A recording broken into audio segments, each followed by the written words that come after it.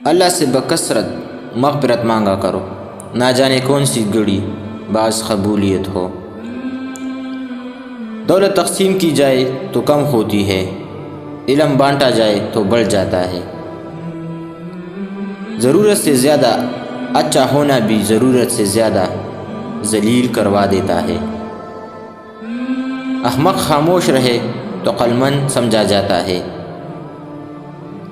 جس طرح تم کسی کو اپنے حسن و اخلاق سے دوست بنا سکتے ہو، اسی طرح بد اخلاقی سے اپنے دوستوں کے مخالف بھی بن سکتے ہو۔ اگر تم غلط کو غلط نہیں کہہ سکتے تو تم غلامی کے اعلیٰ ترین درجے پر ہو، اور اگر تم غلط کو غلط نہیں سمجھتے تو تم جہالت کے اعلیٰ ترین درجے پر ہو۔